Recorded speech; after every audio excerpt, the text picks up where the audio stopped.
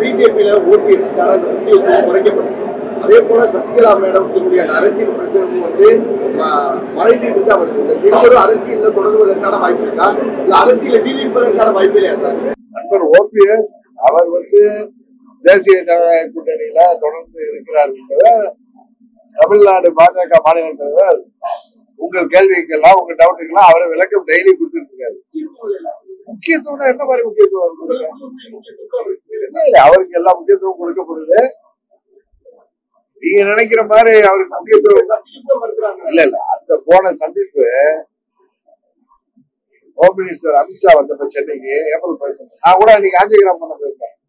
அதுக்கு 2 நாளைக்கு முன்னாடி அவர் வர்றாருன்னு கன்ஃபார்ம் ஆனது. நான் அப்பொழுது மாநிலத்துல இருந்த அண்ணாமலை அவர்கள் என்ன பிரதர் வேற ஹோம் மினிஸ்டர் வராங்களே, நாங்கெல்லாம் சந்திக்கிற மாதிரி நிகழ்ச்சி இருக்குமா, ஏன்னா இல்ல ஒரு ஹெல்ப் பண்ணிக்க, இதுவரை அது மாதிரி அப்பாயின்மெண்ட்ல எதுவும் இல்லை, நீங்க ஹாஸ்பிட்டல் போய் எடுத்துங்க, எது இருந்தா நான் போன் போட்டு தரேன்.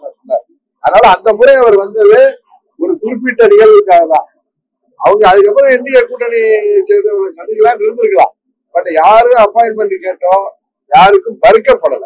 அந்த இதுல வந்து அது ஒரு எக்ஸ்க்ளூசிவ் ப்ரோக்ராம் வந்தார். இப்ப நாளைக்கு வர்றாங்க, நாளைக்கு அவங்க பாக்கணும்னா எங்களுக்கு நிச்சயம் வந்து இது வரைக்கும் அழைப்பு வந்திருக்கோம். நான் ஏன் பாக்கணும்னு கேட்கலன்னா, நாளைக்கு திருமணங்கள் அந்த திருமணங்களை அவாய்ட் பண்ண முடியாதுன்னா நான் அமைதியா இருக்கேன். அவங்க எப்பயுமே ஒரு பின்புலத்துல இருந்துதானே இயங்கிட்டு இருக்காங்க. அவங்க இப்போ நீதிமன்றத்துல தானே பன்னீர்செல்வம் தான் தேர்தலில் நிற்கிறாரு. அவரு கூட எங்க எம்எல்ஏக்கள் அவங்க போராட்ட மீட்பு குழுவா அவங்க செயல்படுறாங்க. அதனால நீங்க அப்படி சொல்றீங்க. பட் தேர்தல் நேரத்தில் அவருக்கான முக்கியத்துவம் உறுதியாக கிடைக்கும். அதிமுக வந்து எடப்பாடி எல்லாரும் பின்னடைப்பட்டு நீங்க கேள்வி கேட்கறது உங்க ஆசையை வெளிப்படுத்தலாம். எந்த ஒரு முயற்சிக்குமே அரசியல்ல எதுக்குமே முற்றுப்புள்ளி கிடையாது. இன்றைக்கு அதிமுகங்கிற அம்மாவுடைய கட்சி எங்க கூட்டணியில மீண்டும் வந்திருக்காங்க. அது எங்களுக்கு மகிழ்ச்சி. நான் தொடர்ந்து சொல்வது போல அம்மாவின் தொண்டர்கள் எங்க இருந்தாலும் ஓர் அணியில் திரண்டால்தான் தீய சக்தி திமுகவை எதிர்த்தவங்க 21 நான் அதை சொல்லியிருக்கேன். இப்ப அதான் சொல்லிட்டு வரேன். அது மாத்திரம் இல்லாம பிற கட்சிகள் யாரெல்லாம் திமுக ஆட்சி வேண்டாம், அந்த ஆட்சியை முடிவு கொண்டு வர நினைக்கிறாங்களோ எங்க கூட்டணிக்கு வருவதுதான் முறையாக இருக்கும். கூட்டணி ஸ்ட்ராங்கா இருக்கு, அதே கூட்டணி இருக்கு. பட் மக்கள் வந்து அந்த கூட்டணியை வந்து புறந்தல்றப்ப பார்க்கிறார்ல என்ன நினைச்சாங்க கூட்டணி அதே கூட்டணி தானே இருந்துச்சு. அதுக்கு முன்னாடி 14, 19 அந்த கூட்டணி 14 தானே இருந்தாங்க, 16 அவங்க தானே இருந்தாங்க.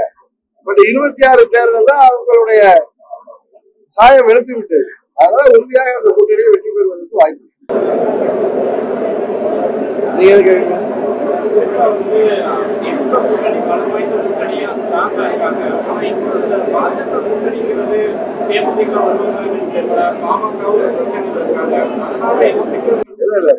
எங்க கூட்டணி உறுதியாக இன்னும் பல கட்சிகள் வரும், இன்னும் பலமான கூட்டணியாக பலம் பெறும். திமுக வந்து அந்த கட்சிகள் இருந்தாலும் மக்களிடம் அந்த கூட்டணி மீது மாபெரும் அதிருப்தி இருக்கிறது உண்மை. அதனால கூட்டணி இருந்தாலும் அவர்கள் இந்த தேர்தலில் தோல்வியை சந்திக்க போகுது.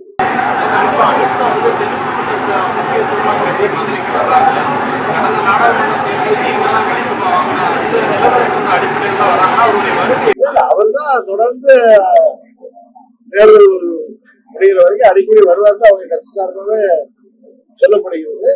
இந்த முறை மாதிரிக்கு வர்றாரு, அடுத்த முறை வேற ஊர்களுக்கு போலாம்.